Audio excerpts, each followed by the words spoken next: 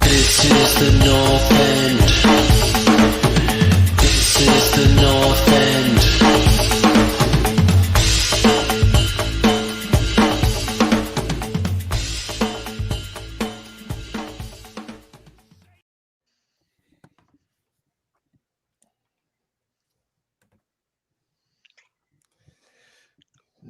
Not sure what happened there, but a little technical glitch. Welcome to the North End Podcast. This is our reviews and previews show. We are going to go over last week's games, and we're going to get into next week's games. And Whoa, another technical glitch.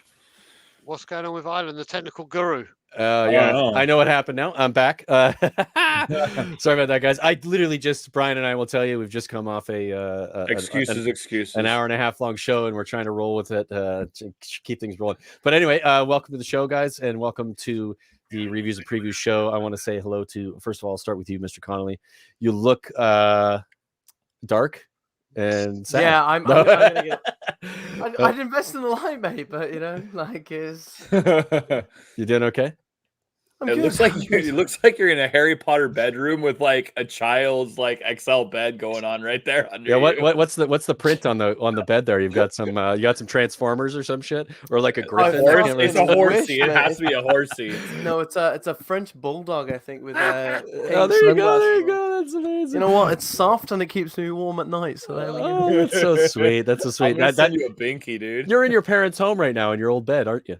I'm sorry, fucking JP California's got a pop-up bed behind him, and we're gonna give me shit. Well, I was about to get there, mate. Point. I was about to get there, mate. So just JP, JP, van. JP, how are you, brother? Good to see you, man. I'm good, doing guys. okay? I'm good. I'm doing well. I'm just trying to work with what little light I have. It's getting dark so early these days for me. Yeah. JP, as you can obviously notice, for the people who are new here, is from California, and he's whinging about the light. As he had to run and get a t-shirt on before he started because he realized it was a really warm, like 85 degrees today. So I'm a little out of sorts. Our Christmas, we might hit 90 this year. We'll see. Amazing.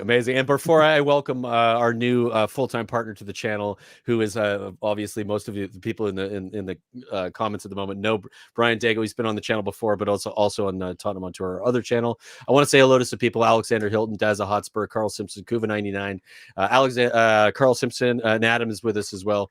Hello, everybody in the comments. Thanks for the raid and coming over from the previous stream we just finished.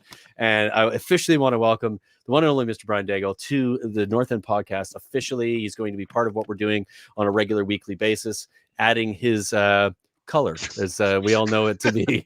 Dago, how are you, brother? What's happening? I'm good, brother. Obviously, it's always great to come back on this channel because of this channel, it's where you and me met and how you and me first connected and how Tottenham away and Tottenham on tour officially started. So coming on this channel is always great. I've been on a couple of streams with Luke before and always have giggles with Luke. It's great to be in his company. And I did a stream on Bob's first channel with JP, which was the first time I met him. So it's another stream with close friends and family, and looking forward to bringing my colour. Your color, yeah. I thought that was a good way to put it. to the team. I thought that was a good way to put it. I was having fun with that. Yeah, it's a pleasure to do this. We are too white. Yeah, it is, and we've got a good mix here. Diversity here, guys. We've got a good mix here. We've got a Canadian, we've got a Birmingham, we've got a Birmingham, England. Just try to keep it short. What is Brian? You got a Middle Eastern in there, Brian? You got a bit of. We got a Californian, and of course we've got a Canadian Englishman. So I guess Luke kind of falls into that to some extent, but he has been gone for a while now, so he's kind of back to Birmingham. It's hard to say that he's a mutt. He's a mutt. Yes, he's a mutt. Exactly. Hey, I'm a citizen. I'm a Canadian citizen. Yeah, this one from Adam here. Dago on the North End Podcast, a dream come true. It is a dream come true for all of us. Adam, thanks for hopping on and saying that. And I really like what Adam said here. And if you are in the comments and you could like and subscribe, please be great for us. We're a new channel growing. We're trying to get things rolling, and hopefully you guys enjoy what we're going to do here. This channel deserves to get 100 subsets. That's a goal. That's what we want to do. Get to 100, and then we'll roll on from there. All right. Football happened at the weekend. It was international break before that. We finally had some club football, which I know we all know and love, and had been. God, I hate international football. Yeah, I mean, I hated it up until Canada actually became a good team, and now I'm kind of enjoying it. So I'm gonna keep up with that, and of course I will watch England despite not necessarily enjoying it. But you guys want to get into the results before we roll? Let's just go straight into it. Let's do it. Results. It's results time. All right. Let me. It's results business. Let me. The technical thing. I had to get this all together. I hope it's all good at the moment. There we are. And we go. All right. Results are up. All right, so there's a few key points we like to do, folks, on the left-hand side, which we'll go through when we talk about scores, and we're going to go through each game. We're going to get a bit of a rundown from each of the people here. We'll start with Saturday. Obviously, no games on Friday. Leicester, Chelsea. Chelsea again with a strong win against the struggling Leicester side, 3-0. Chelsea top of the league at the moment by 3 points. Pretty comfortable for them. They had a game today again in the Champions League. They also were quite comfortable. I'm going to go down the list here. Bri, Chelsea playing very well, really well coached, and of course a ton of depth on that side. And then Leicester, I think they're in 12th place now, not doing very well. What are your thoughts on the result here? So first of all, excuse me. I just want to quickly touch international break. Do you know what? I normally hate them, but it came at the right time for Conte. So this is one that I'd say, do you know what? Let it go. But yeah, so listen, I hate what I'm about to say, but Chelsea. Hang on, Bri. 1 second. JP, you fat fucker. He just muted himself. He just muted himself as he was doing it, so that's fine. It could not have been any louder. I know. It's peanuts, dude. It's peanuts. All right. This is Brian Daigle. Mute your mic and let Daigle speak, all right? How about Sorry, that? Brian. Brother. You deserve Thank you, better.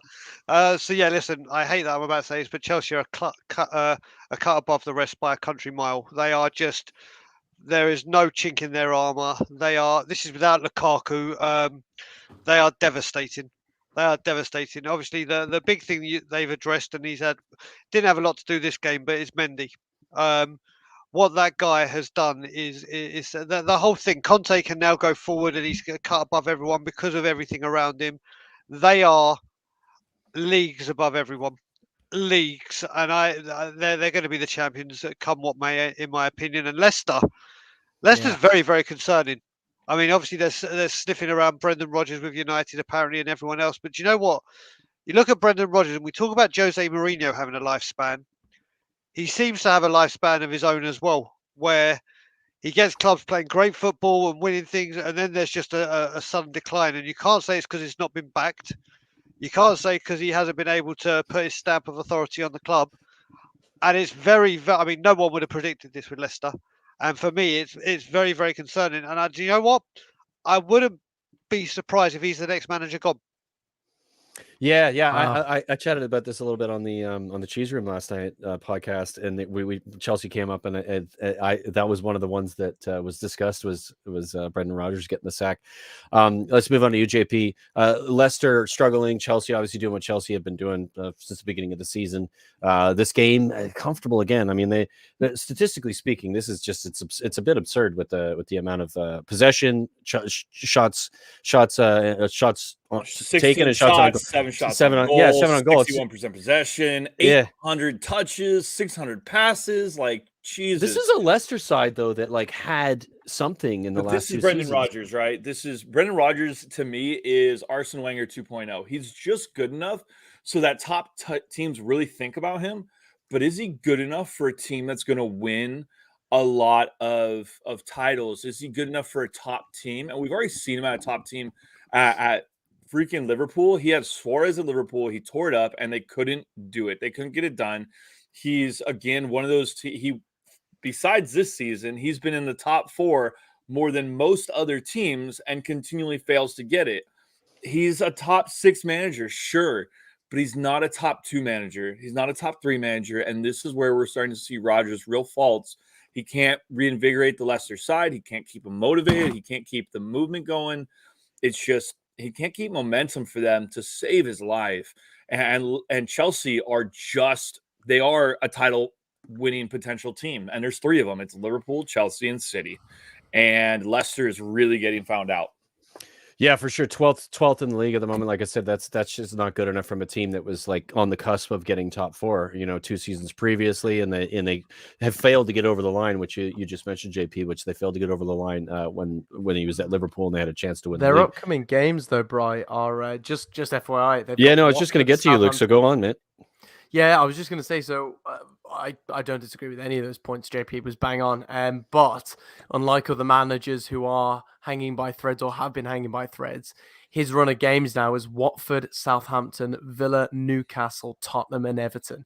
There's not really a huge amount of difficult games. Tottenham could be a difficult game. Villa could potentially be a difficult game. Southampton on. I would say that's an easy run. I mean, I get you. That's easier than what they've had. It's easier than what they've had, but they're not playing good football right now. They're struggling. They're not. They're like considering and they have talent. What we had seen previously with the possession, with the chances created, the creativity, they just looked. Their defensive play, like their defense was solid. They just look like a completely different team. It's like they've lost the plot, I think. Yeah, no, I think. Sorry, Luke. Go on. No, go, bro. No, I was about to say, on top of what Luke was saying about the run of games, when you look at it, normally that's a dream run of games. But when you're in Brendan Rodgers' position, that's probably the worst run of games you want, because we saw what happened, and we talk about Ollie with United and Watford. These are the games where if you do lose them, they're like, if you'd lost to a Chelsea, if it was Chelsea, Man City, Liverpool next 3 games, and they lost all 3, you'd be like, well, listen, you'd look at performance, you look at everything. But if they lose a few of those games, they're not the kind of run of games you want going into it, the position you're in. Yeah, if he doesn't get some results. Yeah, I think that's it, right? I think that's what Brian's point is that if these are games that are supposed to be easy, but if they don't get over the line, then there's the more potential for the sack than arguably the other way around. I mean, the hard thing is like, if he gets the sack, is it the right move, because he's the first guy to also to get him a title? Like, let's be fair. Did they just win the FA Cup just before the summer last year? Like, do you fire somebody 4 months into a new season just because results aren't exactly what you want them to be? You absolutely have to if he got you a title. He didn't. He didn't. Ranieri won the title, mate. He won the title. What's the FA Cup? The FA Cup is a trophy. That's not a title. This is where you don't put North Americans on. Hey, don't say North American, just say American, because I understood that I was wrong as well. No, you're more English, and Daigle's FA Cup title winner. FA Cup title winner works. All right, well, let's move on, guys. I mean, if Leicester's struggling, so they're going to need some help to get through that run of games, and I think what Brian said is on point. I think if they do struggle, he's going to be in trouble for his position, his job. January. We're going to start with you, Lukey boy, on this one, because this is your team. This is and of course, JP, you're going to didn't even watch it. He's a fucking muppet. He's a big fan. Aston Villa 2, Brighton 0, and this is a really this is obviously Steven Gerrard's first game in charge at Villa, and this is a Brighton team who have been very good this season, who've been flying. They were sitting in the top 5 before this game. I think they're now dropped down to 9th. I mean, it's close, as we know, with all those teams in that fighting for that potential 4th position. Luke, what are your thoughts on Aston Villa and his performance with Stevie G? Did you see what you wanted to see? It's a dream start for Steven Gerrard, isn't it? He had to come in. There was a lot of talk, outside of the team, inside of the team. Villa fans were literally split down the middle as to, Smith got a tough break. Stevie G could be the guy. He's not the guy. So he had to come in and he had to do something. And if he'd lost this game, or even a draw, he probably got away with, but a loss, he'd have been in big trouble. So I think well needed. I'm very quick to criticize, but I'll put my hand up and say fair play. Tyrone Mings had a great game, strong at the back, and because he said to him, like, he's already told him, you're not a guaranteed captain now that I've come in. Like, it's gone out, the media have reported it. He said, I'm going to give him the opportunity to prove that he deserves to be captain. And I think that's exactly what Mings needed, because his inconsistency was not what you'd expect from a captain. That was the problem. John McGinn also had a fantastic game. Great to see, Danny Ings looking pretty decent. Watkins as well, looking good. It was a good, Villa have got a lot of good players as well that haven't had the consistency with fitness. Now we're starting to see that come back to training, things like that. Leon Bailey, I don't know where he is right now. There's a feeling he might be he's like a famous. player you brought in, everybody's excited about, but nobody has seen him do anything. Nobody knows where he is, mate. very strange. But yeah, it was a great performance, and well done, Stevie G. Now let's see how he gets on the next couple of weeks. Look, quick question. Oh, God, sorry, Brian. No, I was just going to ask JP, and then Brian, we'll get your thoughts on it as well, if you don't mind. You can ask Luke the question. Yeah, but I wanted to ask JP because JP is he does some coaching, and I wanted to see what your thoughts were on the patterns of play and the difference between what Dean Smith was doing, patterns of play, compared to what we saw from Stevie G. Was there an immediate difference between what you were looking at? Yeah, there was an immediate difference. What was it? What did you see was different? Previously, Dean Smith had been really struggling to find a formation in which we looked hard to break down. He went to a 3-back, which ended up sometimes being a 5-back. He went back to a 4-3-3. He went to a 4-4-2. He just couldn't find a formation that made us solid at the back. And Stevie D just did something that was very interesting. And he did this at Rangers, and there's been a lot of talk about it on all the different podcasts, all the different kind of breakdowns of his analytics and everything. And he plays a 4-3-3, but his front three are very narrow. And so when opposition's defense have the ball, they can't find passing channels into their center mids. It makes them go around. Now, what the stats won't tell you is that this was the most crosses Brighton has put in a game this season. And this was the most crosses in a game that Aston Villa has faced this season. And they did it very well. Tyrone Mings and Ezri Konsa dealt with those pretty handedly. There was only 1 or 2 opportunities that they looked like they could have scored. Emi Martinez came out literally on one play. I think he came out 15 yards on the corner of his goal to make a great one-handed save, and it just shows how good he is. But the immediate impact was that teams couldn't play through us. Brighton, who is very good at playing through teams, could not play through us. They really had to just keep the ball in their defense, play around the back. They did have more possession, but we looked really solid in the center of the park. You kind of limited them to limited their dangerous chances, spots, right? Yeah. Their XG was lower than ours was, even though they had way more possession. It lowered their ability to get the ball around our 18, on top of the 18, into our half in the middle. It just, we really shut them down in that aspect, and it works really well. Now, the problem is we'll wait for the upcoming week to go into that one. But yeah, we'll get into that. Brian, you wanted to have a question for Luke and JP. Yeah, I'll address it to both of them, and then give us your thoughts. I mean, first of all, I'll deal with the thoughts. I can't really give my thoughts on the game because I didn't see it. But what I do want to talk about is the Gerard appointment. Well, when you look at it, it's huge for Aston Villa, and it's huge for Steven Gerrard. And unlike Frank Lampard, who went to Derby to earn his stripes and then got the chance at Chelsea for obvious reasons, Steven Gerrard has he's gone to a league that was very, very easy to win, but he's gone to a league and a club where the title and beating Celtic is like nothing you ever see in world football. Like the fierceness of competition between those two clubs is no joke. It really is. So for him to have the balls to go there for your first job, not like a League One or a Championship team like Lampard did, it is absolutely, no one can take aside how big of a move that was for Gerrard. And then obviously you saw when he had the chance. And what I loved about Gerrard is how he spoke about Villa's history. And he knows the league. He knows Aston Villa very, very well. And if you look at it with no disrespect to Dean Smith, when you're going into training and the results aren't going right, and you're trying to Dean Smith, and you look at what he's achieved, Brentford, he did well, and then Steven Gerrard rocks in the door, and you're like, this is not one of the greatest midfielders to play in the Premier. This is one of the greatest midfielders the world has ever seen. Period. He is that damn good, and like we've just got Conte, he is going to give everyone a short, swift kick, and he plays the right football. He's got the right players there. You cannot underestimate his relationship with Christian Purslow. Is a major, major factor in this. And they get along very, very well. So I think it's a great appointment, and I wouldn't be surprised to see Villa shooting up. I mean, literally shooting up the league, at least into the top 8, whatever, and then being very, very comfortable. But my question to JP and Luke was, when I didn't know about that thing with Tyrone Mings, Luke. So, I mean, obviously, when me and Brian and Spurs have had the communication about, if it worked to be Kane or Lloris, who's your captain? We immediately say Pierre-Emile Højbjerg. It stands out like a country mile. Absolutely. But I don't know the Aston Villa. So if it was down to both of you, and I'm asking both of you for your opinion, if you had to say Mings wasn't to be given the captain armband and you were Gerard, who is the standout candidate for you both? It's a difficult one, Brian. It's a great question. I think Villa right now getting a manager in Steven Gerrard is actually quite ironic because I think what Villa are lacking is leaders. And I think if you take a captaincy away from a player, there has to be an obvious, succession. I think that's the problem, that there's not an obvious succession. I think Emi Martinez, but he doesn't speak English as a first language. Also, you rarely have goalkeepers Yeah. as captains. We have one. He speaks English fine. He's been in London for over 10 years. He does, but like a commanding English that's going to command and tell people where to. Like he's.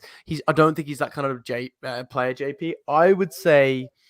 It depends how much the guy wants to step up, but honestly, Eric Konza, Ezri Konza Ezri Konza is a leader, and he is a fantastic defender. I'm telling you, like if you get a bit of money, Conte gets a budget. I think Tottenham, like it's the type of player that would slot straight into Tottenham. He'd do a phenomenal job at Tottenham. I'd take him in a second. Yeah. Oh, absolutely. And he'd solidify, because you only need one or two players. People, we love to need rip about off 3 or Tottenham 4, but yeah, we know what you mean. No, I don't think you do. I really don't. Well, we'll get into that. We think we do, but yeah, we get what you're saying. We get what you're saying. I think limited options. JP, I don't know if there's anyone that would stand out for you. I mean, the problem is there's only 2 other guys, and he said one of them was Emi Martinez. The other one would be John McGinn, both of which are like kind of co or vice captains. The problem is with Tyrone Mings is he's such a big unit, right? To me, it just like screams Howard Webb. Like Howard Webb commanded respect as an individual because of his sheer size and his stature and how big he was. And like, you never saw people go up and try and square up against Howard Webb as a referee. Like, give us the call. Sure. Like, Tyrone Mings is a monster and he can move. Like, the dude is fast. So giving it to someone like John McGinn, people are going to kind of pick on him a little. He's not a big guy. He might have that energy, but he's also a giant goofball, as most Villa fans know. So I don't know if he kind of commands that respect like Tyrone does. And like he said, Emi Martinez, I don't know. I have this thing against goalkeepers being captains. So yeah, we've chatted about that. I just don't think there's an obvious one. And like Luke said, I just don't see a huge amount of leadership in the team. But guys, before we move on, we do got to get to the next games, and if you don't mind, I'd just like to quickly 21 minutes. Yeah, no, I know, but we've got a lot to get through, guys. So I just want to keep it rolling. No, exactly. Yeah. Oh, okay, you're with me. I just want to say I actually think Mings should remain the captain. I think Mings with the right management, the right system, will be fine. He's really good, really communicative. Yeah, for sure. He's a really strong defender. He's not the best defender you have, but he's the most vocal defender. And I think you need somebody who speaks really well. And if the system's working, he'll be fine. Yeah, but very quickly, I know I want to move on, but I would say do not confuse vocal with knowledgeable. And this is the thing. That's fair. He's a very, very loud, but he also strikes me a little bit as the type of player that's loud to everyone around him when things are going wrong. Right. And not loud, not commanding, hey, I'm the leader, let's get our heads up and move. It's screaming at players, what are you doing? Reactionary rather than being proaction. Yeah, exactly. Proactive. I get you there. And that's fair. And that's a good shout. But I also think that comes from the system and comes from good management as well. Where a manager will say, here's what I need you to do when you need to do it to get the best out of the players around you. Yeah. And I think Steven Gerrard would know that because he probably did that his entire career. So, all right, let's move on. We've got a couple of games. Let's go. We've got a ton of games coming up. Lots of goals. Game of the week. 36 goals scored this week, which is insane. It's a lot of goals. Where the next 2 games were 3-3. So Burnley, Palace 3-3. Bonkers. Burnley scoring 3, Palace scoring 3. I mean, I don't even know where to start with this. I watched the highlights, but I didn't catch the sort of the grift of the game and what was going on. I'll start with you, Luke. Did you get a good look at what was going on here? And Burnley scoring 3 goals is just in itself surprising. Well, it's ridiculous, isn't it? But Burnley they're the fat kid that runs 100 meters in under 15 seconds. Everyone goes, what the hell just happened? It's like, that's a good shout. I like that. That's a good shout. But at the end of the game, he's just like, he's dying. He can't move after that. Yeah, Burnley will get stuff 4-0 next week. But they've got a couple of players playing out their skin. I shouted about him on the fantasy. Cornet in the midfield, and he's been played in an attacking position. He's mad hungry for goals. They've got a couple of players that can do a job. I still think they're in trouble. I still think that they need help. But Crystal Palace, I got a shout out to them. They look really, really good. And Patrick Vieira, again, Brian, I think going back to what you said about, Gerard, like, very few midfielders the same quality of Patrick Vieira, and I think he commands a respect that we probably didn't see coming into it. I admit that I got that completely wrong. Me too, Brian. I think we all did. Yeah, I think I was like, I can't see Vieira getting anything out of this, especially after he was at Montreal in the MLS, and I think he was in France at Marseille. He was at. Oh yeah, yeah. Thank you. So yeah, for me, it's like I don't know if he's going to be ready for a Premier League job, but yeah, like you said, Luke, he's doing a wonderful job. Yeah, fantastic. Massive amount of goals. Brian, did you get a chance to catch this or some highlights? And what are your thoughts? I mean, first of all, people know I'm Jewish, not Catholic. So forgive me, Father, for I have sinned. I've spoken well about Chelsea. And now I'm going to speak well about fucking Vieira. Thank God Arsenal didn't let me down and I get to get it all back when we speak Arsenal. Listen, just piggybacking on what Luke said, Patrick Vieira deserves a shitload of credit because not only has he's coming to a squad that had so many players out of contract that were aging and were also so rigid in the Roy Hodgson way. They have done a complete 180 in what they've done. And he has got these players. I mean, he's got Gallagher to get an England call up. They have got some great little players in there, and there's a couple we should have got. You look at it, there's a defender from Fulham, I can't remember, it's got Anderson. We should have signed Eze from QPR. He's not even back. He's out long-term injured. Anderson is who you're thinking of. Yeah, there's the striker. Anderson from Fulham, yeah. There's the striker that we should have got from Celtic. And he has got them playing a tune. Like Crystal Palace, you used to think, oh my God, it's going to be a tough game. They're going to sit back. We're going to have to try and break them down. Roy Hodgson styles, right? Exactly. But they have been so refreshing to watch. And you know what? Their fans at Selhurst Park are fucking incredible. Are amazing. They're incredible, and they have deserved. Shout out to Stan, by the way, if you're watching. Stan, I don't want to give them too much big up with Palace because they're still a rival. But you know what? It's nice to see a team like back a young manager, like what Liverpool are doing. Villa are doing with Gerard, like Rangers did, and now what Crystal Palace are doing, from going from such an old head to such a young, inexperienced, like progressive. Top exactly, and like Luke said, Vieira walks into the room, and I'll put him in the same bracket as Gerard, as in one of the greatest midfielders to play in the Premier League. And I hate saying that, but he is, or he was. Commands respect. Facts are facts, right? We got to accept it and move on. Palace are not going to be in any trouble. I mean, Burnley, I can't sum it up any way better than what Luke said. They stay up again, I'll be so sad. They just still find a way every time. Like it's Burnley, they always will. They will. They're kind of like what back in the old days when Wimbledon were Wimbledon, or Coventry for years and years and years, just were there the whole season, but somehow just managed to get it. And this is what's gonna happen with Burnley. But Burnley, they've got new owners. Who knows? But it's hard to try and attract someone to Burnley. It really is. I mean, literally Burnley full stop.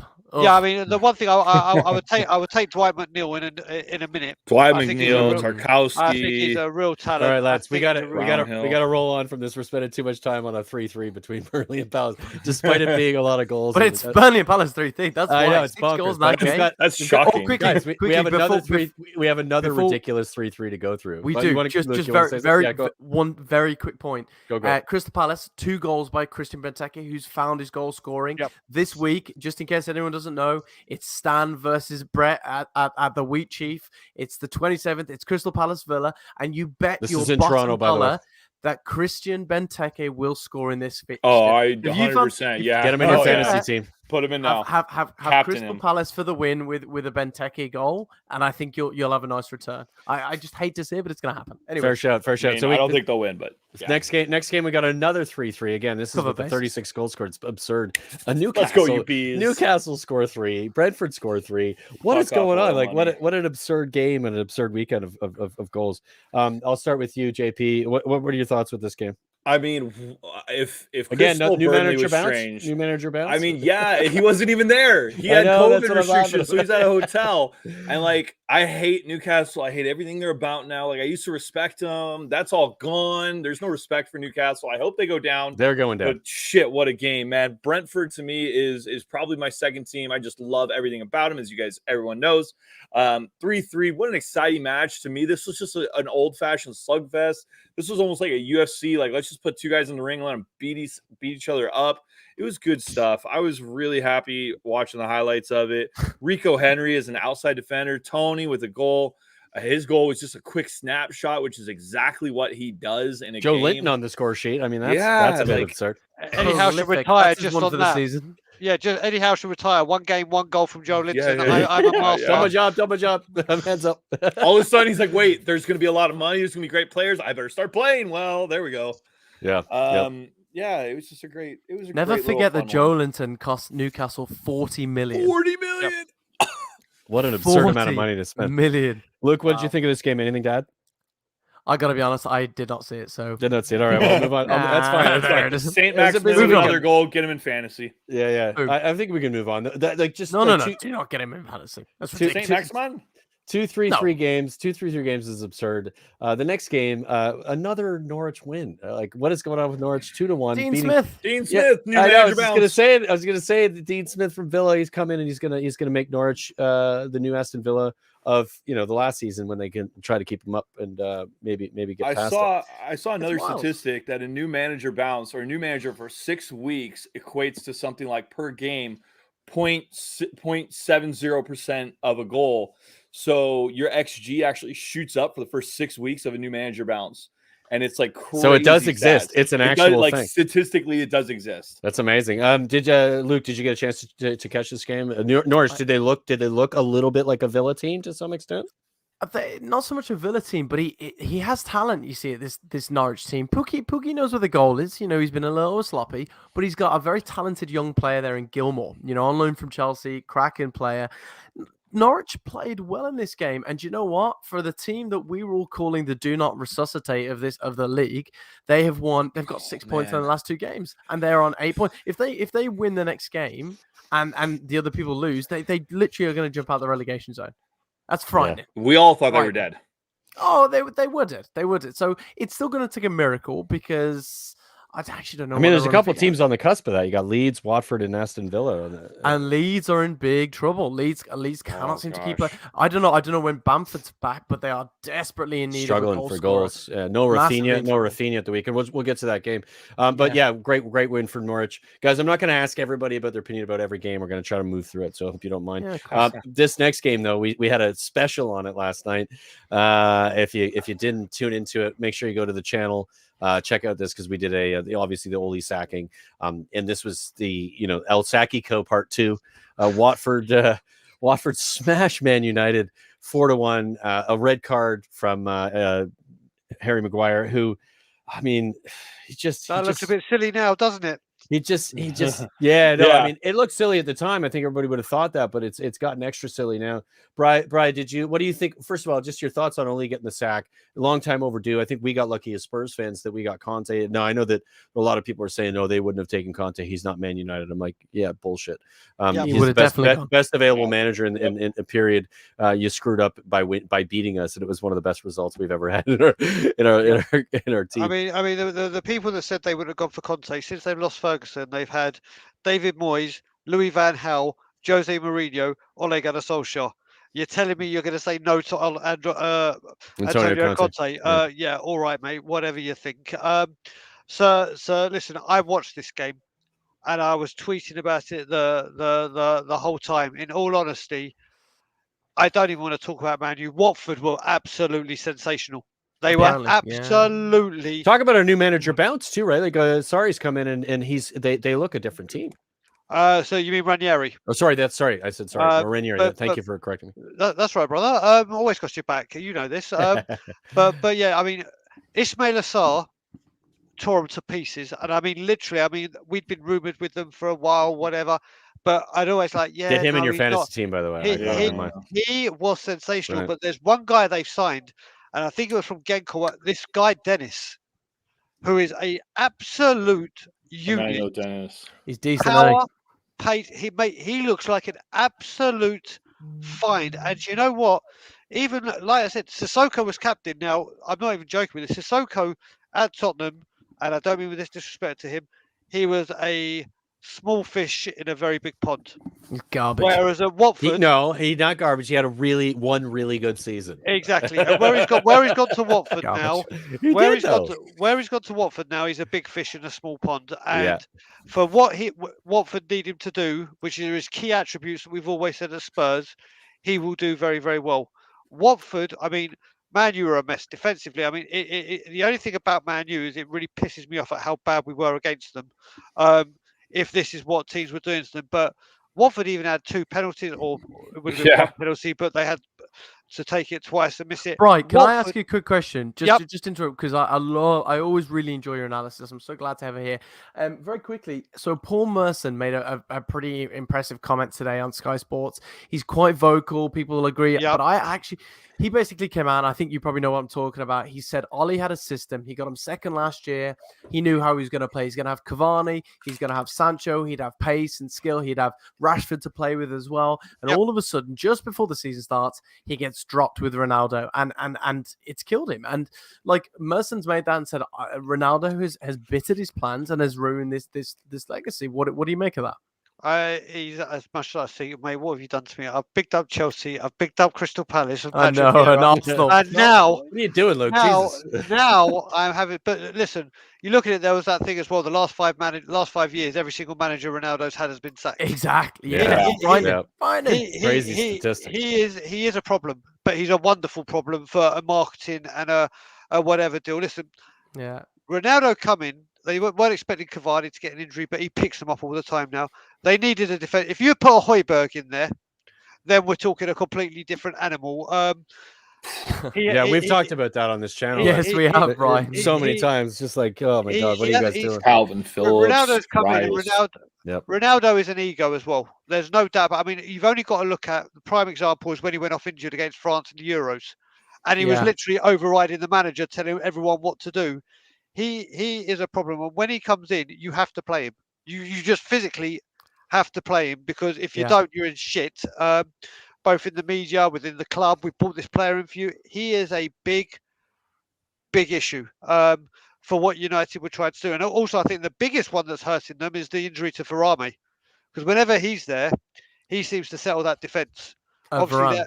Varane. Sorry. Varane, to me, him being out is a bigger miss than Ronaldo being in at the moment, because absolutely good shout for sure. They are all over the place. But again, with this, it literally was the writing was on the wall here. As Neville said it, and I mentioned this, he said that Ollie was skating on broken ice, let alone thin ice.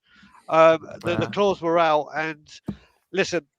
Watford were absolutely. I can't go on about this. Watford were absolutely phenomenal. And I reckon even Varane was there, they still would have done it, because they were just up for it. Good shout on that too. I just want to add, Paul Forrest is in the comments. What's up, Paulie? Claudio Ranieri has Watford playing all or nothing football, 5-2 over Everton and 4-1 over United. That like scoring 9 goals for Watford. For a Watford side that had been like just essentially struggling this season and trying to find an identity, there's something different clearly about them. And again, it's another new manager coming in and making a massive difference. There's good players at that team. They just hadn't been managed well, and they had, like, the structure wasn't working, the system wasn't working. But we got to roll on. So let's get to Wolves West Ham. So 5 clean sheets in this game week. This being one of them. Wolves beating West Ham 1-0 is one of the most surprising ones for me. When I went and watched the highlights of this game, I was surprised, because Wolves, I mean, this is a classic Wolves from a few seasons previously with Nuno as manager, but West Ham have been on fire. They've been scoring a lot of goals. So I'll start with you, JP. West Ham losing this game 1-0 to Wolves, was this more of a case of West Ham not kicking off, or were Wolves just better than West Ham? I feel like Wolves played well, and I feel like West Ham just didn't kind of come out of the gates, and they just never really got going like West Ham has been this season. They didn't have the number of percentage. They did not have the shots. They did not have shots on target. They really looked like almost like not tired, but like they just couldn't get it going this time. I'm wondering if David Moyes hasn't been rotating enough. I'm wondering if there needs to be a little bit more, because Antonio is their striker, right? He's also flying all around the world for these games for Jamaica. Yeah, I think that was a problem for sure. They spent, what was it, something like $500,000 to get him a private jet Got to him a get private home jet. a day early. Yeah. And this is what you get for $500,000 or pounds. Didn't pay off, did it? Yeah, right. So it feels like West Ham need one more striker to take some of the weight off of Antonio. I don't know, man. I don't know what to say against it. West Ham, it's going to be hard for them to keep the momentum going. And they're too tired a little bit. I would just say, Brian, I'll go to you, Brian, on this one. I think this is a key point to see where West Ham season is going. They started out flying, not necessarily playing a ton of European football, but they're going to start to. And the games are starting to come thick and fast. They're going to get into the winter season, into the Christmas season. And this is not a deep squad. They have a really good starting 11. You know, Declan Rice is fantastic, wonderful player. Obviously, Antonio is coming to in his own as a striker.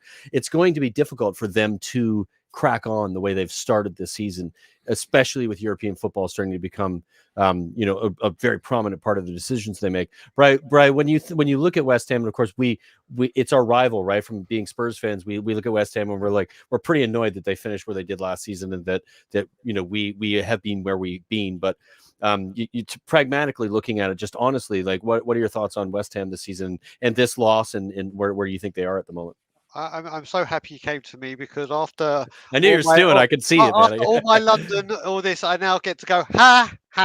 These are the two games where I start getting all my London big up to Chelsea and all that back. Listen, West Ham have been on fire. They are very, very low on squad in depth. If anything happens to Antonio, and let's face it, he has suffered with hamstring injuries. He's an older player too, right? He's in his 30s. He's peaking at 32, 33, right? So Yarmolenko is their backup. Yeah, exactly. Depth isn't there. You look at it and we say we lose Kane, we bring in Son. They lose Antonio, who's nowhere near the leagues that we're talking about. They bring in Yarmolenko, who again isn't the finished article. Listen, this is what happens. You see it with these teams, and I don't mean any disrespect. Oh, actually, I do mean disrespect to West Ham. Just disrespect them. I do it all the time on this channel. When these teams that haven't been in Europe consistently get into here, the Thursday, Sunday starts eating away at them. And they don't get me wrong, I think they've already qualified. I mean, if they win, on Thursday, they've qualified. They won the first 3 games, or I don't even know what there is, but they're pretty much through to the next round. And this is where it's going to start to count. And obviously, with this Christmas period, I mean, we're talking about our lack of strength in depth. They have a huge strength in depth issue, and it could come back to bite them. But on Wolves, mate, you can't knock what this guy's doing. He's doing a great job. I've spoken to a lot of Wolves fans, or seen a lot. Sorry, I haven't spoken to them, but you see on social media, they are loving this new manager because they're playing the football that they've wanted to play for ages. Yeah, it's like an extension of Nuno. Like that, there's the defensive play that's solid. They look solid at the back, but they're getting forward and doing they're creative, and it's not reactive. It's proactive, which I think is what Wolves fans have wanted for a while. Exactly, and the final point, because obviously I know you want to keep time and keep rolling, and the next game I really want to talk about. We're gonna get there. So the next game I really want to talk about, but I want to say fair play to Raul Jimenez.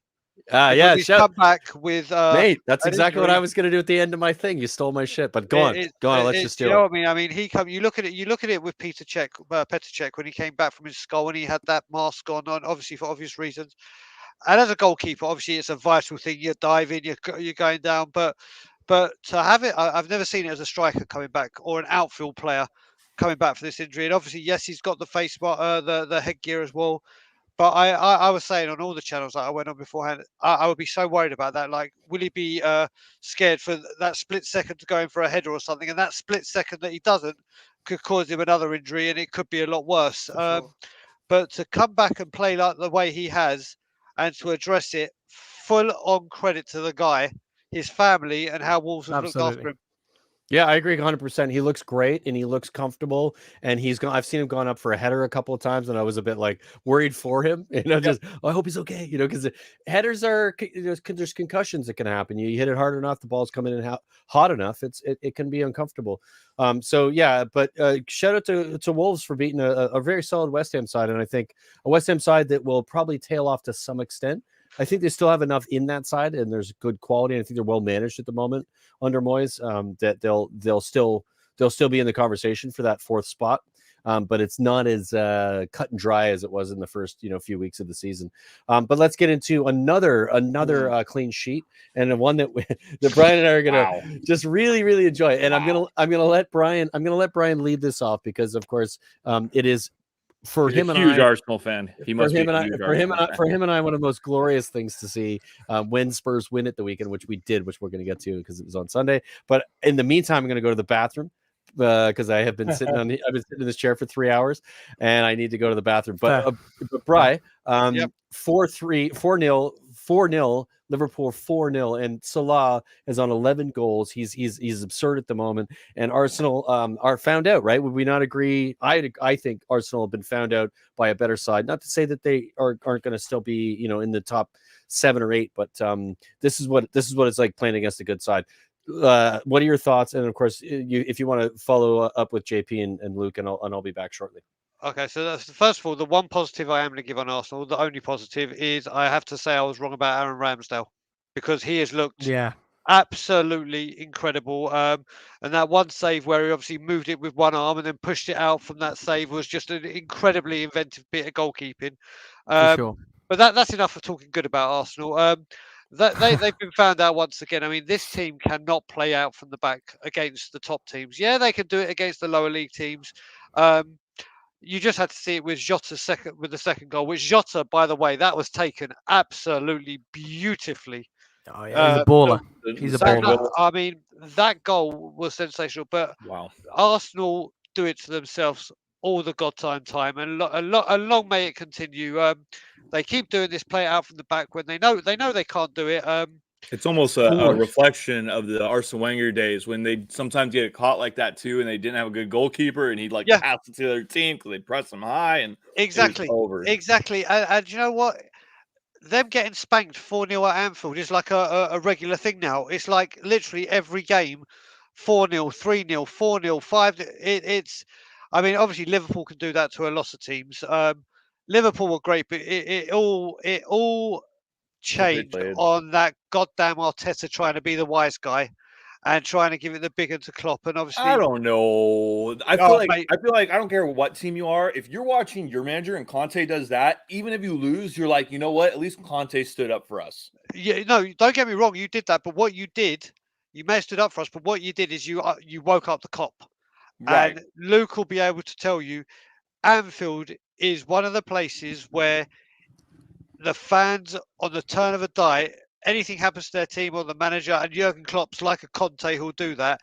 The Kop is probably the most hostile place, and obviously where the Kop get going, you'll hear it on European nights, you'll hear it on that. I mean, the greatest thing I've ever done in all my football, like I've seen loads of Spurs wins, I've seen everywhere. You'll never hear anything like you'll never walk alone on a night game in Anfield. You just won't. It's spine tingling. And Liverpool are just on absolute flames again. They're on absolute flames. But Arsenal just did not help them. Aubameyang is not a captain for me, not at all. But I mean, no. Keep him as a captain. They should have sold him, man. I think honestly I know it sounds ridiculous, but he's getting on in age. They had an option based on the goals he was scoring. They probably would have got a decent bid for him.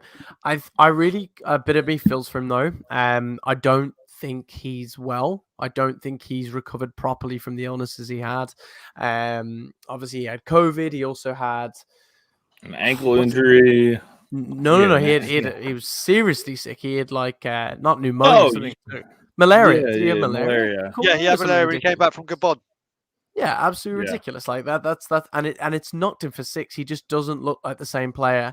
And Arsenal, and I think Brian, you absolutely nailed it. I think the ineptitude of a team to think that you can play from the back when the players include Ben White and stuff like that. It's just know who you're going up against, release the ball, use your bigger fellas, get Partey on the pitch, get guys like that to kind of to shore up that middle and get it forward. Just hoof it. He might have. I think he can't played remember it. off the top. I think it was coming back from injury and wasn't Yeah, very he didn't good. look. He But didn't what look I was saying was 100%. like, What I get what you're saying. what No, I I meant agree was with you, Luke, more, 100%. get Yeah. the Bows bigger, and like don't play at the back against Liverpool. You know, Yeah, what when are you doing as a manager thinking you can go in Wild. against one of the best teams in Wild. Europe who play that style in Europe, the best out of anybody else, and think you can go toe to toe? You have to be very naive and a bit stupid, I think. And I think Ignorant, man. I think It's ignorant. Arteta, he's like, oh, we're doing well now because we beat a bunch of teams that are mid-table, and now we're going to go in with some confidence and try to play. And You see Tomiyasu's stats as failed well in miserably. this game. Oh, they were so bad. 0, 0, 0, 0, 0. Yeah, that was fun to watch because of course we were in for him, and Brian will, if you want to add to that. No, that's just the thing. It just goes to show, like Arsenal were raving about their 10-game unbeaten run, and it was against obviously a really shit us at the time. At Norwich, at Brighton where they drew 0-0, at Burnley a 1-0, and it was kind of like, well done. Well, when you come up against a bit of class, I think Arsenal gave them 3 assists, especially for the Jota goal. I mean, they just won't learn. I mean, everyone knows pressure Arsenal at the back, and they targeted that. I can't remember his name, Tavares or whatever. Tavares. Literally, they absolutely pinpointed him as the weak point, as like the little calf that had been lost from the rest of the pack, and just literally attacked him like a pack of hyenas. And literally, he had to come off, and it was like, all right, mate. But Arsenal will keep doing this. They will not learn, and long may it continue. Yeah, for sure. So, guys, while we're with Liverpool, we're going to get to the player of the weekend. We're going to go with Trent Alexander-Arnold, who had 2 assists, 10 penalty area entries, 92% pass accuracy, which is insane. Chances created 4 from a right back, which is insane. Who scored rating is 8.5. I mean, hard to argue with that star player rating. And Luke, anything to say about Alexander-Arnold other than what we already know about him? I think playing against an Arsenal team, obviously, who played the way they played, it does buy into allowing him to the space that he's going to be able to do this and create these chances, because they are trying to do the thing that they don't really know how to do as well as he does. So what are your thoughts on the star player? And I'll just quickly with JP and Brown, and get your thoughts on it too, but we do have to try to roll forward. I think we're talking about a future England great. I honestly do. TAA is apt. He's one of the best footballers I've seen in the last 15 years in the Premier. Like, he can do everything. He can move the ball. He's smart. You could chuck him into center mid, and his free kicks, Luke, are absurd. He's unbelievable. Imagine having a right back who takes free kicks for you like that. Imagine having a player that could take free kicks for us. Well, that would be nice, Brett. Imagine having a wing back, right? A wing back that's achieving a 92% pass accuracy. That's absurd. It's frightening. Is more on the halfway line than his own half. That's the thing. That's the kind of pass accuracy that Westwood used to get for Villa, and he would pass it to the side, to like these small passes. And that's what they're not good passes. They're just passes. Yeah. Trent's an absolute animal, and the fact that like everyone else is performing, don't sleep on Mane. Like everyone talks about, like Firmino. Oh, everyone loves Salah. Sadio Mane. He's been one of my favorite players in the league for years now, and he's gone. You know what? I'm still here, and he started picking up goals and looking good and being a serious threat. So if they can keep these players fit, they are gonna nip at Chelsea's heels for the rest of the season. Yeah, for sure. I agree 100%. JP, thoughts on the TAA? I mean, I picked him out as one of the performers of the week. I just thought he was incredible. I think what he does is incredible. His shots, like some of the stuff left, right foot, it doesn't matter. But my overall thing I was definitely going to say is Liverpool were not fully 100%. They were dragging some injuries. They had guys coming back, and they're still thumping Arsenal 4-0. They are still looking dominant. It is so deadly, and such a positive note to Klopp to be able to get your team so well drilled that you have like guys, you're putting on, what was it, like a 17-year-old? What was his name? Oh yeah, I saw that. Tyler Morton, Jordan Henderson's coming on the 76th, right? It's just, you're playing a guy like, who's this? Konstantinos Timamakos. Don't worry about it, JP. That was close. That was good close. Luck. And you're still destroying Arsenal. Like, that means you have your team so well drilled. The team press that they have against Arsenal was perfect. Just to add to that, and, JP, too, amazing. it's not just the team, the first team. It's it's all 25 through the deep. club. You know, Yeah. all the players that come on know what their jobs The are, and they come youth on and they program look does like that super too. comfortable. Brian, your thoughts on TAA quickly before we move Yeah, on? I've got 3 things to say when it comes to him. So first of all, I sometimes play this game with my friends where we could be an Arsenal fan, could be a whatever fan, where we go through the entire Premier League and say, if you could sign one player from that team, who would it be? And for the last 3 seasons, hands down, if you said I could handpick anyone from Liverpool to go into our squad, it's Trent Alexander-Arnold every single time.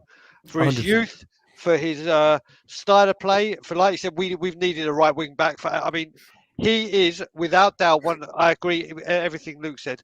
Second thing is literally he has now got 12 assists for the season for club and country.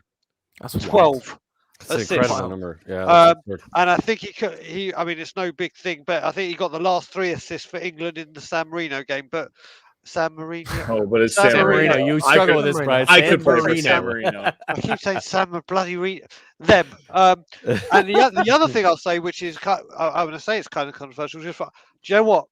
That injury he got to pull him out of the Euros was probably the best thing that could have happened to him. Timing. Because that was at the time where he was out of the England squad for a friendly, and it was like, oh, everyone. And that injury gave him the full summer after a COVID, after the long seasons, after the World Cup, Yeah. to recover, That's get a good everything shout back, out. and come back. So when people look back at it, and he'll look back at his career and say, do you know what? I wish I had got He's an injured. animal. England got to the Yep. Euros. We could have been in the finals. I could have got where England never made. Nah, You he's look back at brilliant. it, he's already won a league, a Champions League. He's come back. Do you know what? I have him over Callum James or whatever the Chelsea guy is Daniel James, every yeah. single day of the week. This guy can play anywhere on that pit. Like Luke said, he is an absolute world-class superstar at a young age. And Yeah. I cannot speak highly enough of this kid. Yeah, it's frustrating, isn't it? Frustrating, but also, you know, you're happy for him because you want to see players succeed. And he isn't at our club, but he is a joy to watch when it comes to watching football. Some of the shit he does, I'm just like, That's blimey. incredible. Yeah, it's incredible. Luke, you said you've got to go soon. Do you want to bounce before we roll on to the next part, or what are your thoughts? Do you want to? We can See out roll the on. games. All right. Just double checking. Just want to make sure. If, What's up, Bryce? Welcome to the channel, dude. Yeah, Bryce is here. Bryce is here with us. Bryce is a friend of the Tottenham on tour, and Really, I couldn't tell. he's been on a ton of other channels that we're on, and he's a lovely human. Good to see you, Bryce. Thanks for being here with us, and like and subscribe and all that fun stuff. It'd be great to have you on and see you as a regular. We're gonna get on to the preview time now. It's time. We got 2 more games. Shit! Talk about You're right. Tottenham, You're right. Yeah, Sorry, yeah. you're right. I had to go back up. And I knew this. some Hey white guys, cock it's been a long somewhere. day. Okay, it's been a long day. Fuck's sake. All right, we got Man City, Everton. Man City smash Everton 3-0. Everton struggling at the moment, like seriously struggling. You know, this is another manager I think is in danger of losing his job relatively quickly. Man. I think actually even before perhaps what we'd see Brendan Rodgers lose his job for. I know this is Man City. But Everton's previous results in the last while have been really, really piss poor. They have not been good enough. It is not a team that is playing with confidence. I know that they do have a few injury problems, but is it enough to be this bad? Like it really is this bad, isn't it? 22% possession. Like that's absurd. 22. And I honestly think that this is a case of what we saw with Mourinho. This is an older manager, Carlo Ancelotti, who was previous to Benitez at the same job. This is this is a manager who he's kind of lost the plot a little bit on like how to get something out of the players when you need to it's get not them really his team. They don't have any money, right? Well, that's like 7 mil all summer. That's true, but this is Rafa Benitez. This is a manager who's got clout in the game, who you should be able to do better than what he's been doing. You know, like they have been piss poor. It's been really, really bad for some time. So I you know, as much as I'd say like that's, you know, maybe enough to say they've got injuries. They didn't spend any money. I still think they should be doing better than they are. But let's go through it. Let's start with you, Luke, because I know you're limited on time, and Brian, you're stewing a little bit. But I want to get Luke's opinion because he may have to go sooner than later. Your thoughts on Everton, Man City? 3-0 City. This is a City team that is still very, very good. Not as good as we've seen, but they're still very good. What are your thoughts? I was thinking that Gabriel Jesus might be a guy to look into, and then he just doesn't even get started. Classic, Classic Man City Pep. fantasy shit. He's gonna play. They've got a very juicy Man City have a good chance to top the league now through December because they have a very easy run of fixtures. I think the biggest thing to really take from this game is Cancelo in two games. Incredible, right? He's made 4 assists in 2 games. It's absurd. Yeah, he's on fire at the moment.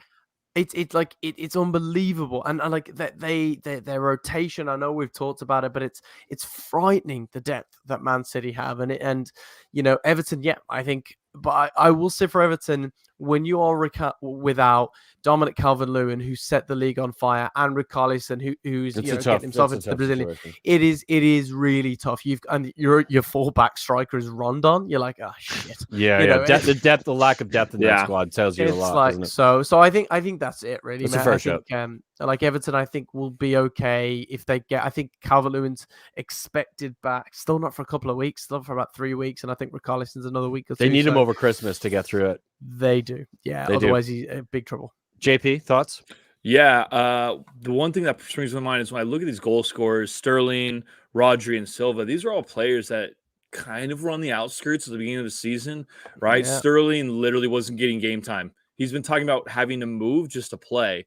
And you know what? He gets a goal. I bet you start starting games again. I bet he looks good. He looks fresh. This is the rotation Luke was just talking about. Yeah, it's absurd that they can do this, right? And they just find him. The mental aspect it does to guys, right? Like Sterling's freaking out. He's not going to play. He's going to get out of the England squad. Now he comes in. He's driven. Sorry, I smacked right in front of the mic. He's driven. He's going to be a beast. He's going to be a beast. Silva, who's also been talked about wanting his way out. Rodri, who people said, can he do it? And that goal he scored was a pile driver. Rodri's been amazing this season. He smashed that thing from 30, 35 yards out. That thing was a cannon. This goes back to what I was saying earlier, where it's Chelsea, Liverpool, and City. It's not going to be anybody else to win the title. They're going to go way ahead. I hope that they battle though. At least we have that. It'll be a fun have chat. Like in the last 2 weeks, they're still battling it out. For sure. Brian, thoughts on Everton City? Yeah, I mean Everton. I don't see them pulling the trigger. Everton. They do give their managers a hell of a lot of time, and the heat they came under for hiring Benitez, I don't think they can do what we did with Nuno and just cut all ties. There's a lot behind that. Like Luke said as well, their injuries are horrible. They had why can't I remember his name? The guy from Watford, the midfielder. Oh, Decore. Decore, yeah. I mean, he's big miss. He's a colossus for them. They've now picked up another injury in a player that I wish we had got in Damari Gray. They are just picking them up left, right, and centre. And yeah, I mean, Man City, listen, they're going to go on a run again. They're on fire. Their strength in depth is just beyond everyone's wildest dreams. And yeah, I just Everton will come good, but there is so much heat on them for obvious reasons for this appointment. Yeah, it's a tough one, right? It's a tough one. You've appointed your rival's manager, and I totally get that. So we have one more game to get to, Brian. I don't mean to rush you here, but I want to get Luke's opinion on the last game of the week, and then we can have him sort of move on where he's got to go. This is Spurs Leeds. This is, of course, there's a ton of stories here, a ton of conversations here. But Luke, just from the outside perspective, watching this game, the obvious thing is the tale of two halves, the very cliche perspective from watching this. But it very much was that. What are your thoughts on the Spurs Leeds game? I think this is a phenomenal performance by Spurs, and I want you to hear me out. I think the reason I'm saying that is because this is what you have been crying out to see from a Tottenham perspective. You were absolutely horrendous in that first 45. You come in, Conte sits his new team down and says, "Listen, this is it now. Your Heung-min Son, your Harry Kane, your Højbjerg, you are world-class players, like playing at the top of their level. Get out there and show us." And honestly, you could have been 5-6-7-0 like in that second half. You really played well. You dominate performance. Yeah, at the post 3 times.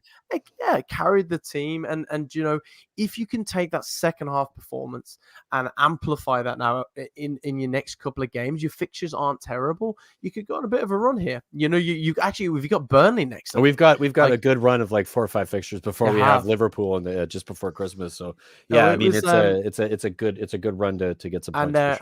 And Region on the left. Great player, like a really, really great player.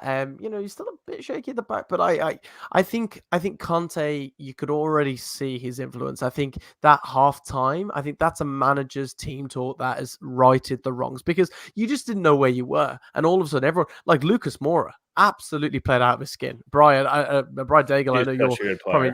We chatted about it on the previous pod on Tottenham on tour. Yeah. Go have a watch to that because we had a discussion about Lucas Moura. But go on, Luke. Finish with your thoughts. Well, that's it, really. I just think it was a really strong performance. Again, Leeds missing a number of players, but I really like to see Spurs actually deliver in the second 45. First 45 is still really. So worrying. I just want to quickly say, Luke, before you go, because I know that like what you've said is what most people think, but what Conte said post game was that I set the team up to play very reserved in the first half because I didn't think they were fit enough, and I asked them to sit deep and to play the way that they had played previously because I didn't think they were fit enough.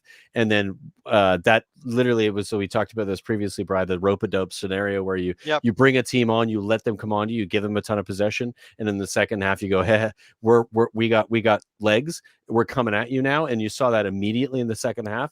Like we went from having I think one or two chances in the opposition box to having 18 in the second half. It was an absurd shift. I think it was actually more genius the fact that we weren't very good in the first half. I think that was an intentional, not to let them score a goal or to not be great, but we were it was not. He literally went in at halftime and said, No. He came out. The manager. No. They've already got me on the phone here. So no. He came out and said this. He came out and said, "I set up the team to do this, and this is what happened. Here's what I did to change it." I'm not saying he didn't change it. He absolutely changed it, but he set the team up to be reserved in the first half because they're not fit enough to go out and press for 90 minutes. Playing against a team that does press, when they press for the first 45, they're going to be tired. We're going to go now press for the next 45, and we're going to win the game. And that's what he did. That played that poorly for the first half. Would you not come out and say, "Oh, do you know I set the team up?" And I don't think so. I'm not saying he's wrong, but I think anyway. Let's get other people's opinions about it. I have my thoughts on it. Like tactically speaking, I think it was genius either way, and I think Conte deserves credit for it. So, let's get to before Brian. I know you're stewing there, so go ahead, Brian. We'll go to you, JP. I'm going to say that, then I'm shooting for a cigarette, so I'm going to. You do that, and we'll get JP's thoughts on that, and then. So I have my say now. I mean, first of all, like Luke was saying with Leeds, I mean, he said at the beginning, I said it on Bob Spurs channel at the very beginning of the season. I think Leeds are going to suffer big time with second season syndrome.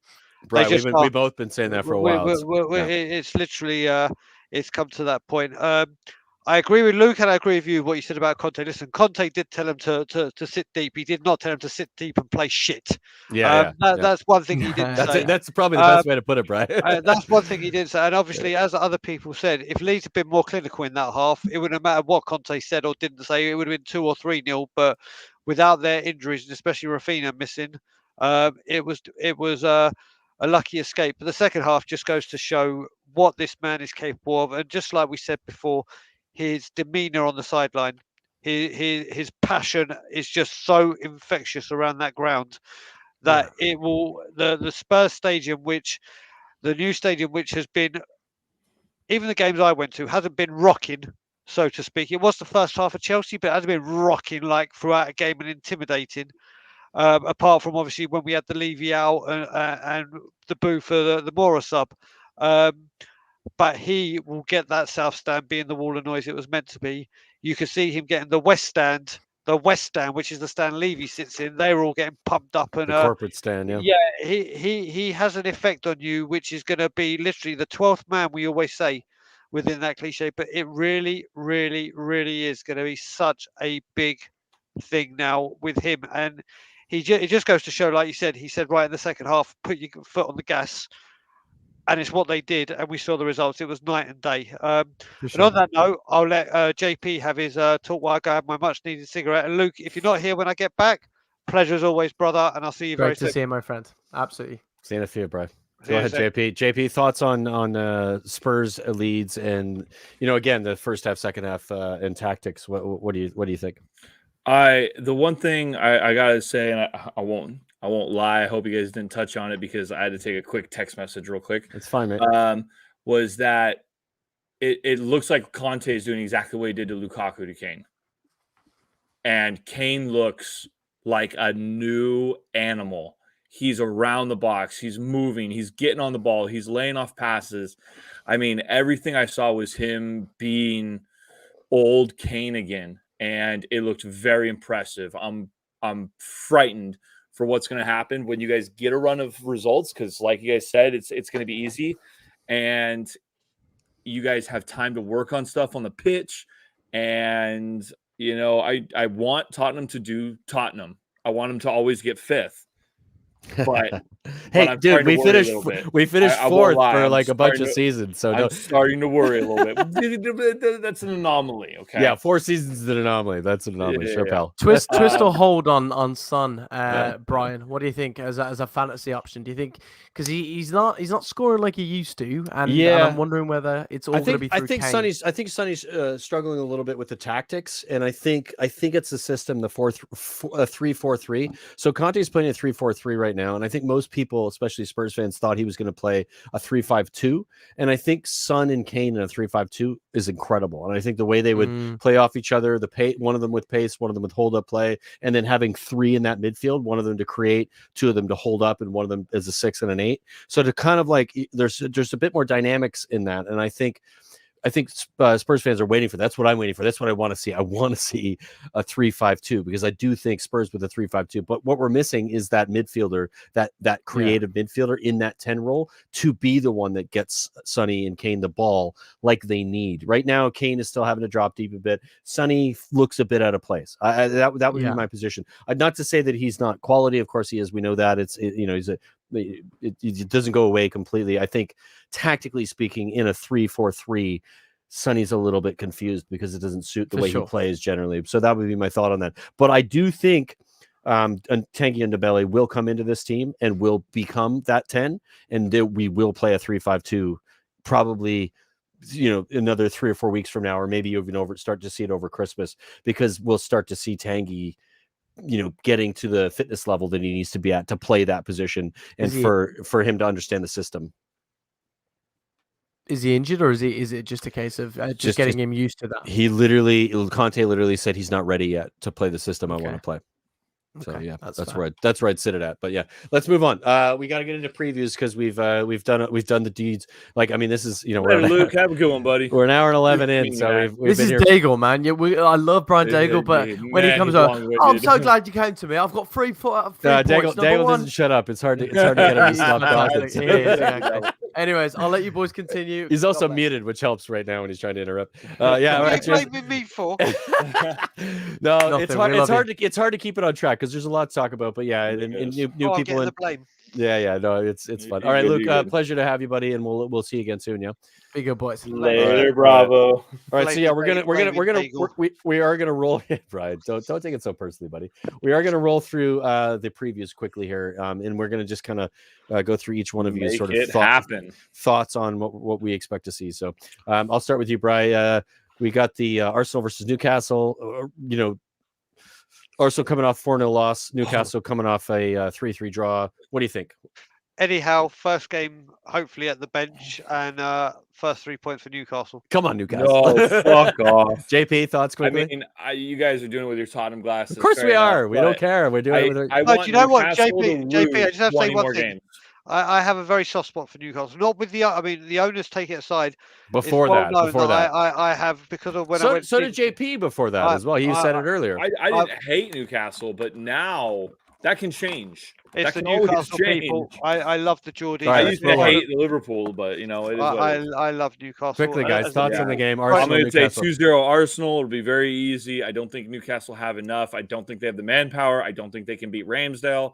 I just think Arsenal's going to have too much firepower for them. Yeah, I agree. Bri, thoughts quickly? What with Arsenal? Yeah, I'm going 1-0 Newcastle. All right, I love it. All right, we're going to move on to JP. This is a game you must be buzzing for a little bit. Difficult game. This is going to be the Wheat Sheaf Cup. So just to let everybody know, I don't get that. We mentioned so there's a bar in Toronto called the Wheat Sheaf. It's the oldest bar in Toronto.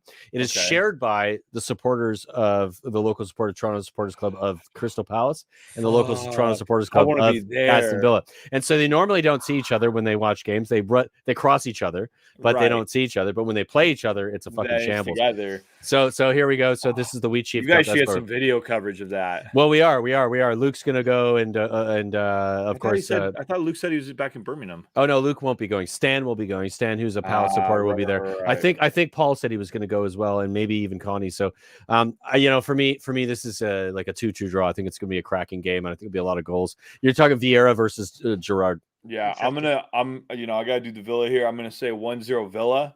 I think Stevie G is gonna 1-0. There's no way. There's like 1-0. lots of goals in this game, dude. Come on. No. I think with our new defense, I think he's gonna get. I think We he's don't have a new literally. defense. We don't have a new defense, but he's literally already said that's what he's focusing on. We're shipping too many goals. All right. I think he's just gonna work on defense for the whole week, and he's gonna let our forwards do their thing, Right. and we're gonna hold them. So like you just said, this is Gerard Lampard. I mean, Gerard Vieira. This is huge. I mean, this is two Goliaths coming together. I want to say the same as you, a draw, but I think if there is to be a winner, I'm just going to give it to Palace. And the only reason I'm giving it to Palace is JP, is because of their home support. Their home support is just like literally. Yeah, and that's a good shout. Fair enough. It's only that. If it had been at Villa, I would have been the other way because Crystal Palace's home support is just it's huge, and they're riding high at the moment with the football they're playing. Fair shout. We got Liverpool Southampton next. Fuck. Pretty 4-0, 5-0. I mean, do we need to spend a ton of time on this? We don't even need to do scores right here, guys. It's gonna be a lot of goals. Liverpool gonna win, smashing them up. We're gonna quickly go to the next game. We got Norwich Wolves. I think this is be a little bit tighter, but I think Wolves are coming off a pretty solid win against a West Ham side that we're flying. It is away at Norwich, and Norwich have had won a couple of games. JP, Wolves win for you. I think it's gonna be Norwich, dude. I think Norwich is gonna that'll be 3 wins in a row. They're at 2 in a row. And the new manager bounce, and they're absurd. At home. I'm going to give it 2-1 Norwich. I'm going to see them. It's Norwich, not Norwich. Could you tell me, Brian? Norwich. Brian thought sandwich. It's sandwich. Brian, Wolves, Norwich. Yeah, what do you think? I'm going Wolves. I think Wolves are just too powerful at the moment, and the football team they're playing. All right, the Norwich will have the new manager bounce, and it's they won at home on Saturday, didn't they? So he's had his first home game. I can't see anything more than a Wolves win. Yeah, I feel you there. I'm the same. We got Brighton Leeds. We got in the comments here Brighton end run. Brighton lost the last game, so I don't think that's appropriate. I'm not sure. They hadn't won for 6 or something before Villa. Oh, so and run of the that's what he's talking about. Okay, sorry, maybe Paul. They're going to end their. Yeah, are they going to end the run against Leeds? And honestly, I think that's a good shout. Now that I recognize that's what he's saying, I do think Brighton at home against a Leeds side that aren't very good and have a shit ton of injuries. JP. I'm going to say Brighton takes the win on this one. I just don't think Leeds are in a good place. Yeah, Bryce. Fuck you, Bryce. Bryce.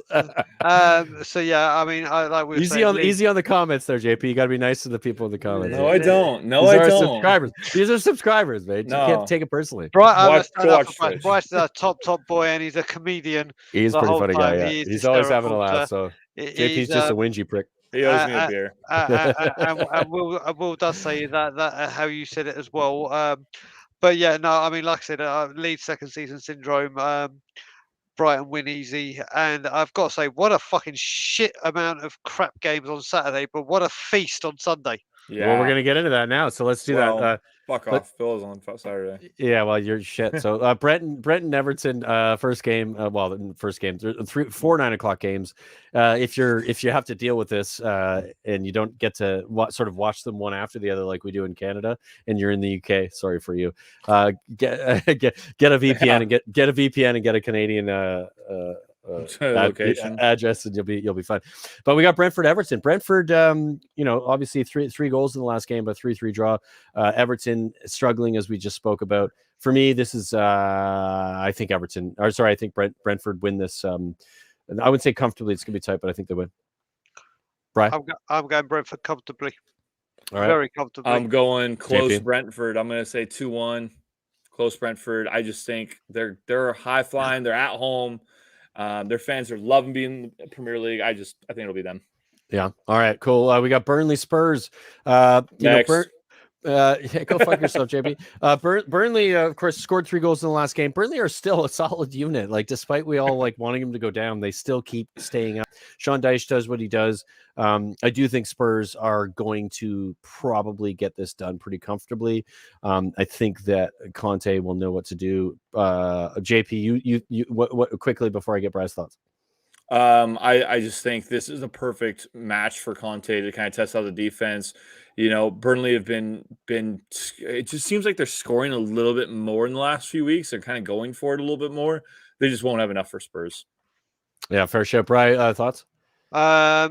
Listen, we've got a people got to Cheers, remember Bryce. we're playing away Thursday in Europe. Ooh. Yeah, but I don't think that's going to be a factor. I mean, the reason I say that, Brian, is right now, like I said, with our lack of strength in depth, he has got to use game management, squad rotation. he's going to play like six, maybe 5 or 6 of exactly the big players. But we beat this team 6-1 previously, Brian. Oh, we did. That part I'm not disputing, but then you had the travel, then you risk the possible injuries. He's got look, the way I look at it, in the 2-week international break he had, he wasn't just looking at what the players could do on the pitch. He was assessing the Christmas period, a New Year period. Which He was putting it all in place. And he's like, right, which players can I play in which game, and make sure they're fit. I mean, he could, if he goes for one defensive midfielder, he could give Højbjerg. I doubt it because no one rests Højbjerg, but because he's a bloody. I think Skip and Tanguy play. Exactly. So it could be. And I'm talking about the Burnley game, not Mura. I'm talking. We could see. I'm talking about a few people rested because he's really got to keep his. Look, we've got Liverpool and Leicester, and they're the teams that he knows the ideal 11 he's got in his head later have to be there. It's games around it, so I think we'll win, but I don't think it's to be as comfortable as we think it will be.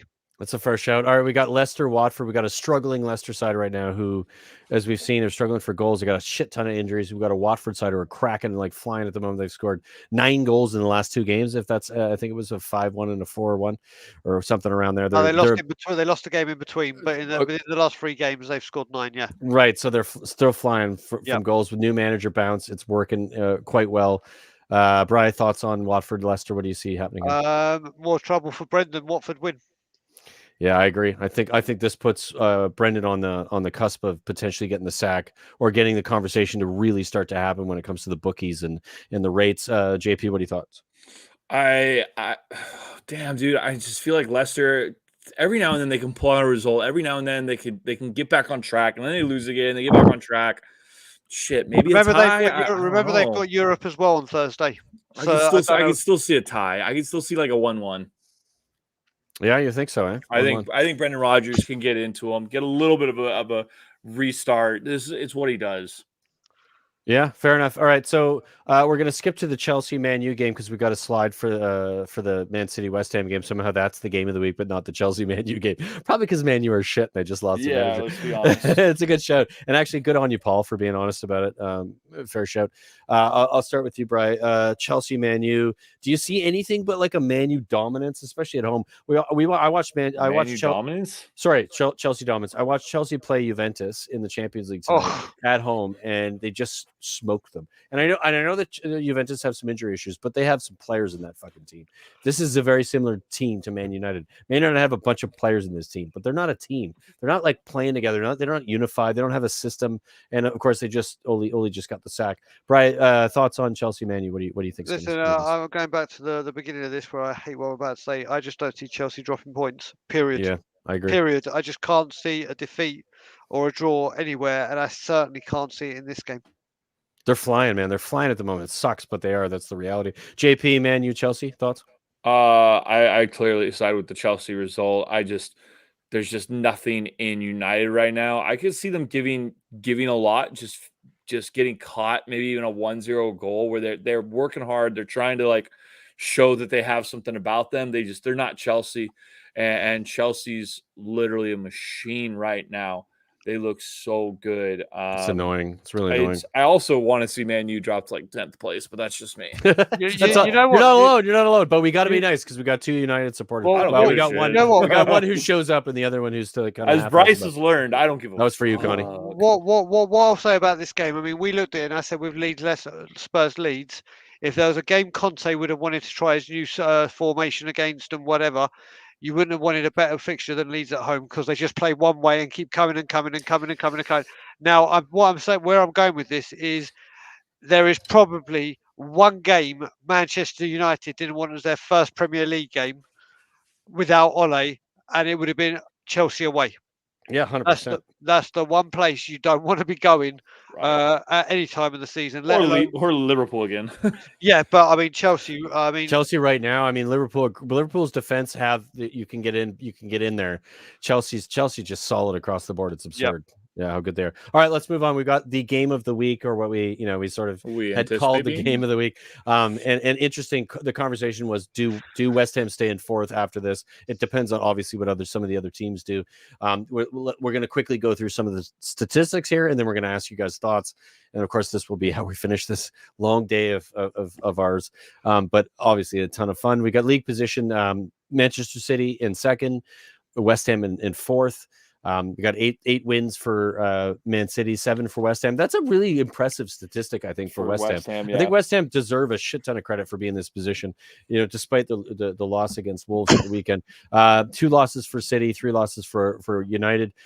Both have 2 draws. The XG is a big one. I think that's a massive difference, and the XGA is a massive difference. These are the differences between the quality of the sides, probably from the first to third, and then any team below that is the expected goals and the expected assists, or expected goals against. I apologize.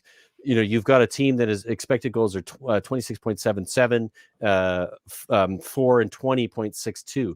They're still both really high, just on an XG level, but comparison wise, one is obviously way higher, and that's going to make a massive difference. And the expected goals against, 7 to 14. That is just a dramatic difference. I mean, it's hard to argue, right? You got 2 wins, 4 wins and a loss, and 4 wins and a loss for both clubs. So both clubs still pretty form-wise, pretty good. Last game played, Diaz and Stone scored, and Antonio scored. Antonio hopefully would be fit for this, because I think that'll be important for this game to be fun to watch, is to have for them to have their best striker in form and to get at City's defense. We want to see that, right? JP, looking at these statistics I just went over, and you've got Grealish injured and Rice injured, potentially 2 key players for both sides, at 75% chance of playing. So I think that they'll probably play, or at least they'll be on the bench. What are your thoughts looking at these statistics, and what do you expect to see from a City versus United game? I'm going to just say City score a lot and they don't concede a lot. West Ham score a bit, but they concede a bit. I'm going to go just like the previous result. I'm going to go like another 2-1 game for City. I just don't think West Ham have enough. I don't think they're quite fit enough to give this game the correct amount that it needs. And I think Man City is going to do it. Just Pep's plan, Pep's style just overpowers teams. It just belittles opposition who should put up a good fight. But if they don't have the ball, it doesn't matter. Yeah, I think it's a good shout. I feel there. I'll give my thoughts after Bri.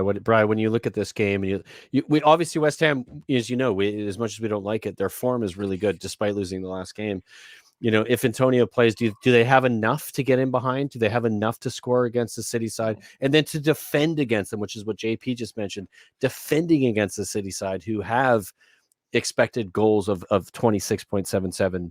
and expected goals against of 7.96. Those are 2 very specific statistics that I think, measure quite a bit of the difference between these 2 sides. So, as Bryce just said in the last comment, West Ham knocked them out of the Carabao Cup, and they didn't play and make a soft 11. West Ham also the one defeat against Liverpool. I honestly, and you got controversial. I love it. I'm going for a draw, and if there is a winner, it's going to be West Ham. At City, though. At City. Yep, at City. Mate, Brighton have done it last season. Leeds done it last season. If there's to be a shock, they can be got at. Right? If there's a shock to be had this week, this is the shock.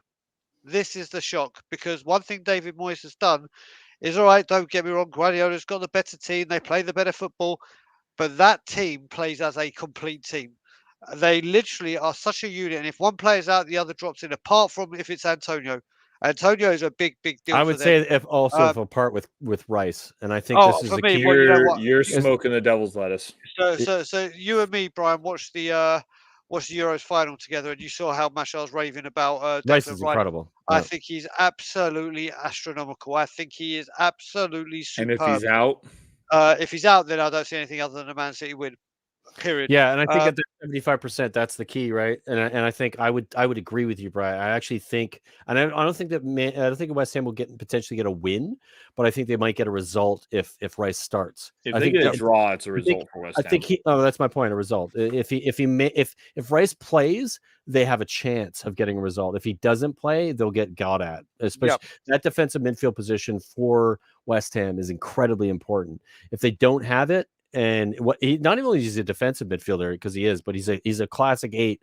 His ability to get in and to run at defenses and to dribble the ball and still create, as well as defending really well in that pivot in a 2. He's an incredible player.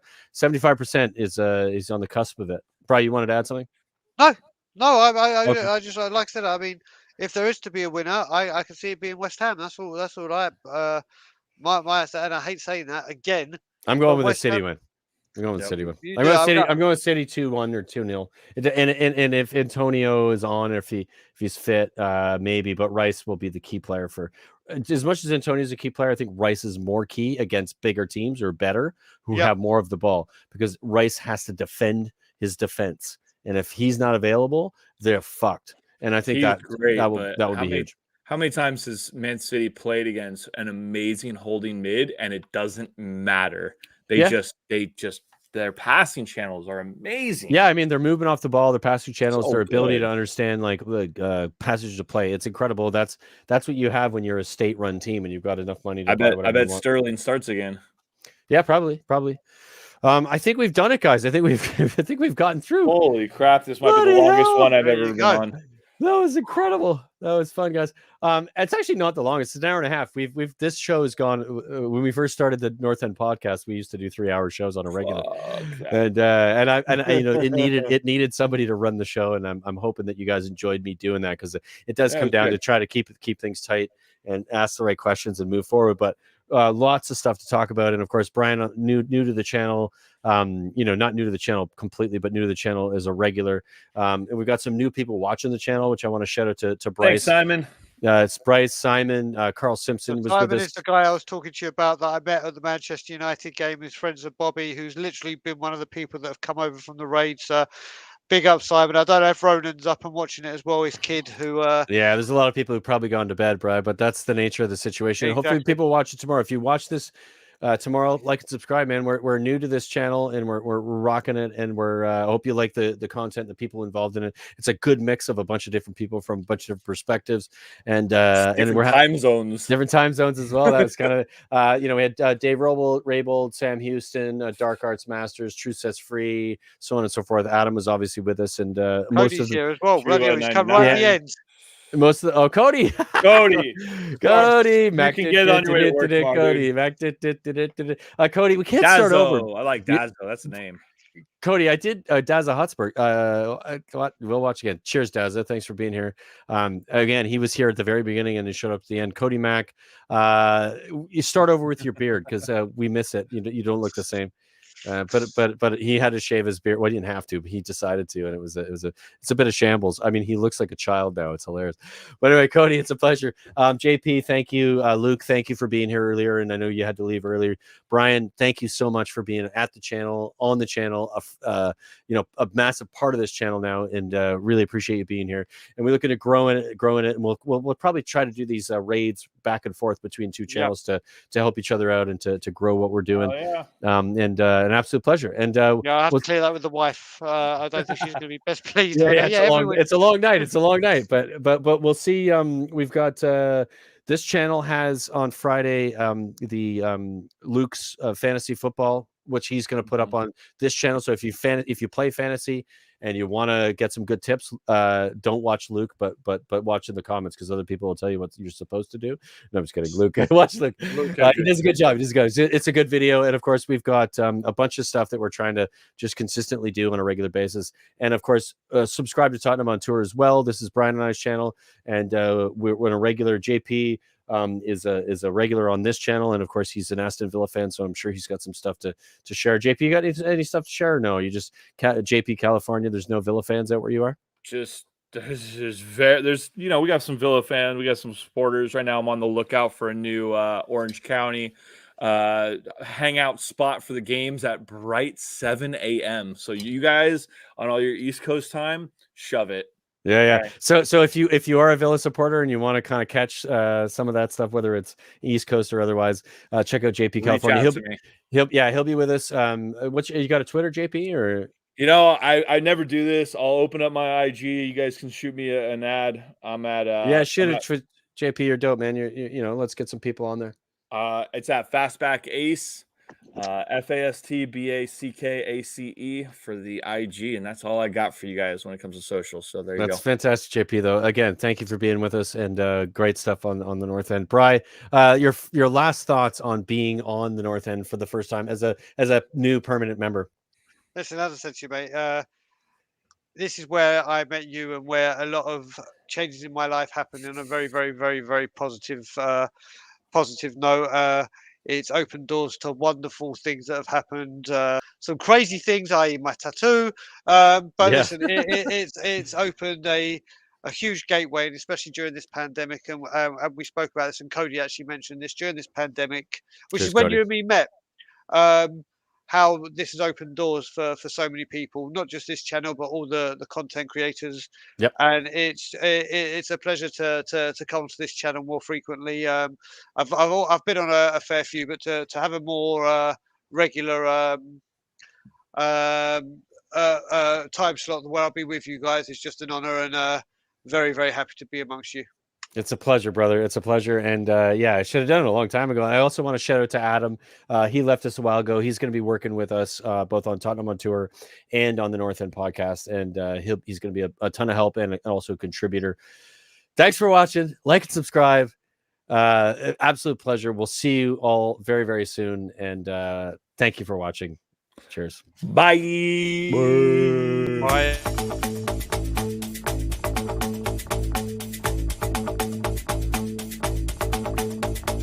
This is the North End.